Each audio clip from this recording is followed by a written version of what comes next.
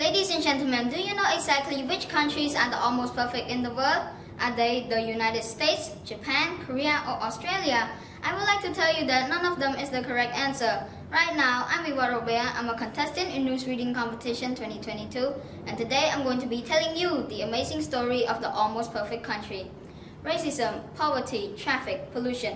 It seems like every country has these kinds of problems, but who has the solution? Well, to answer that question, we have to look around the world, and the country that stood out the most was Singapore. But what makes Singapore the almost perfect country, you might ask? Well, in Singapore, many different races live.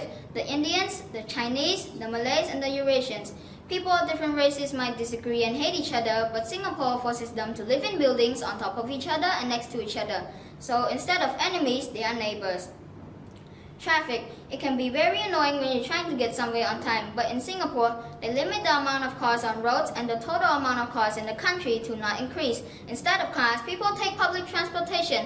This helps in many different ways, and very few people are stuck in traffic. Pollution is another environmental problem. Landfills can look and smell disgusting in many different countries, but in Singapore they do not, because they take their trash, they burn it, they filter out the smoke, they take the ashes and dump it on the water in a man-made island. So instead of a trash-filled island, they transformed it and now it looks like a beautiful resort. Another problem is fresh water. So much of it is wasted, but not in Singapore, because these guys build a water system where they take dirty water and transform it into safe, drinkable water where humans can drink. People thought this was weird at first, but after trying it, they thought that no more water should be wasted. Another amazing thing about their country are their airports. Unlike other countries, their airports provide you with everything you need and don't need. Take for example their full gigantic 5-story playground, a museum, a movie theater, a barber, millions of restaurants and millions of power plugs that other airports may not have, including their swimming pools, sleeping areas, and an outdoor sunflower garden. All of this just to get on a plane. Airports are usually boring, but the people of Singapore transform a stressful place into a Disneyland. When I found out the way they do this, from water systems to airports to buildings to gardens, I was astonished because with all these problems they solved in only 53 years since they gained independence. And you didn't hear that from me. Even the Prime Minister himself said that he will be building many more things for many more years to come. And don't get me wrong, Singapore has many problems with no solutions that I know of. They too suffer from inequality, high prices, and tight security.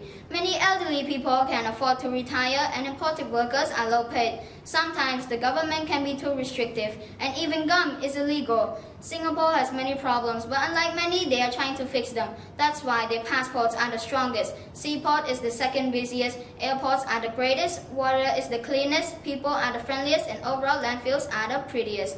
So to sum things up, there are many things we can learn from them. And at the end of the day, if they can solve the same problems we have in only 53 years, so why can't we? The thing is, if they can, we can too.